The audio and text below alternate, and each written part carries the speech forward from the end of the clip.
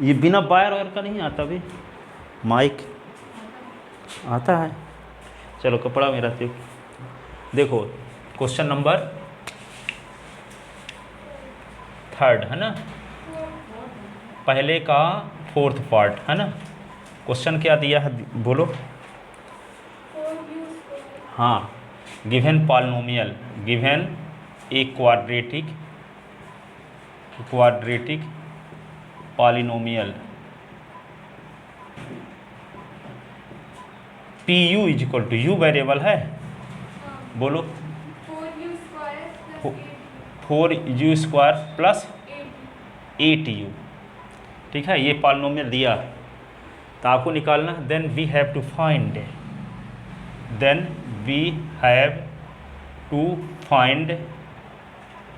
The zeros of given polynomial and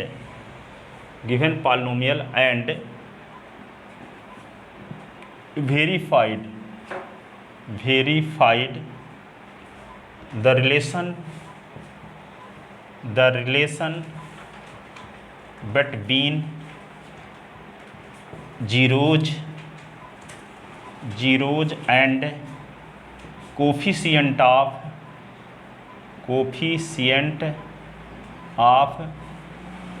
quadratic polynomial।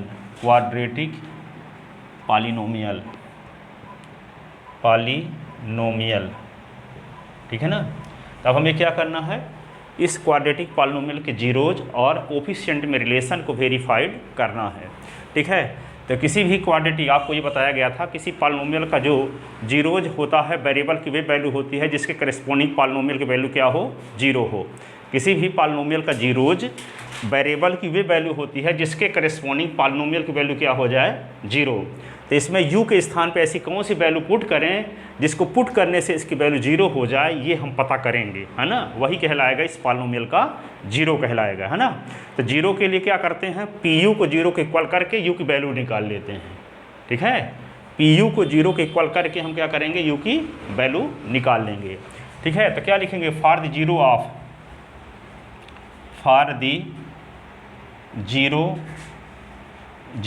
Of P U we put pu is equal to 0। 0 put कर देंगे यहाँ, तो क्या आएगा, 0 is equal to 4u² plus 8u। ऐसे इसको लिख सकते हैं 4u² plus 8u is equal to 0। 8 ये u है, 84 ना समझ लेना।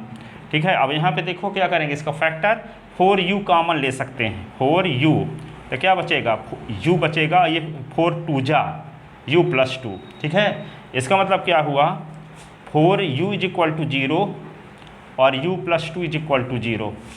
इसका मतलब ये हुआ कि u इज इक्वल टू 0/4 और u इज इक्वल टू -2। तो क्या होगा, u इज इक्वल टू 0 और u इज इक्वल टू -2। ये u की वैल्यू आ गई। पहली वैल्यू को हम क्या बोलेंगे, अल्फ़ा, और दूसरे को क्या बोलेंगे, बीटा। तो अल्फ़ा इज इक्वल टू क्या होगा, अल्फ़ा इज इक्वल टू 0 और बीटा इज इक्वल टू -2। तो ये आपको क्या मिल गया, जीरोज मिल गया, किसका, क्वाड्रेटिक पॉलिनोमियल का। क्वाड्रेटिक पॉलिनोमियल का जीरोज मिल गया।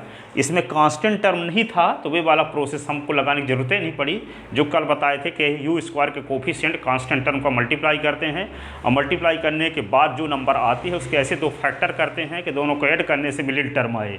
तो यहाँ पे कांस्टेंट टर्म तो दिए ही नहीं है। ठीक है, तो इसका तो डायरेक्ट फैक्टर हो गया। ठीक है, इससे हम 4u² प्लस 8u में क्या दिख रहा है, 4u दोनों से कॉमन ले लिए, तो 4u जब कॉमन ले लिए तो क्या बचा, 4u² को 4u से डिवाइड करोगे तो u बचेगा, 8u को 4u से डिवाइड करो तो 2 बचेगा, इज इक्वल टू 0। अब 2 फैक्टर आपके पास आ गए, एक 4u और दूसरा u प्लस 2।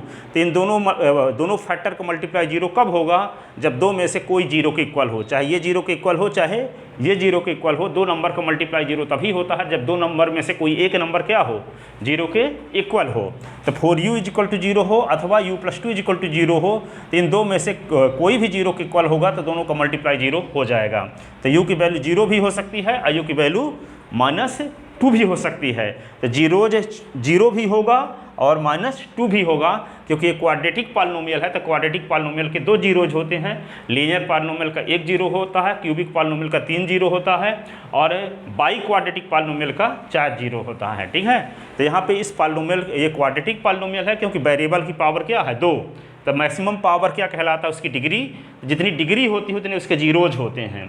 तो इस पॉलिनोमियल की डिग्री क्या है 2। तो जिस पॉलिनोमियल की डिग्री 2 होती है उसी पॉलिनोमियल को क्वाड्रेटिक पॉलिनोमियल भी कहते हैं। क्या कहते हैं?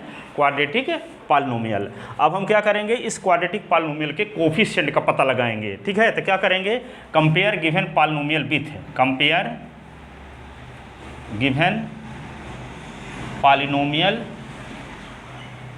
Polynomial PU is equal to 4u² plus 8u plus 0 कर लेते हैं। कांस्टेंट टर्म इसमें नहीं है तो अपन इसे मान लिए 0। विथ किससे कंपेयर करेंगे, PU is equal to AU² plus BU plus C। We get, देखो u² के पहले a है, यहाँ u² के पहले क्या है 4, तो a इज इक्वल टू क्या हो गया 4।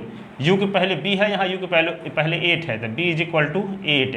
कांस्टेंट टर्म c है, कांस्टेंट टर्म 0 है, तो c is equal to 0।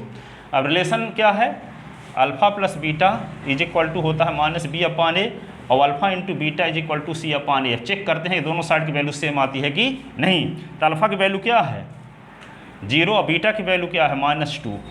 Minus लिखोगे, b की वैल्यू क्या है, b की वैल्यू 8/4, 4 2 जा 8, तो -2 is equal to -2।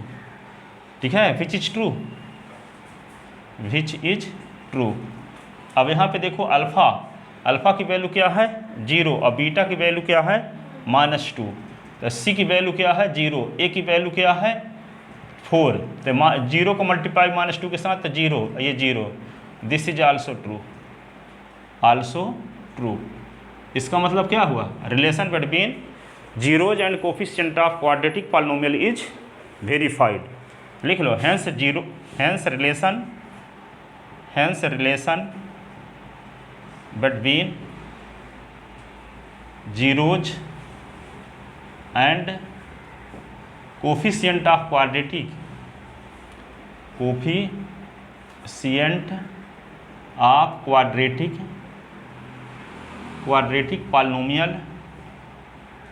Polynomial is verified. लिखो,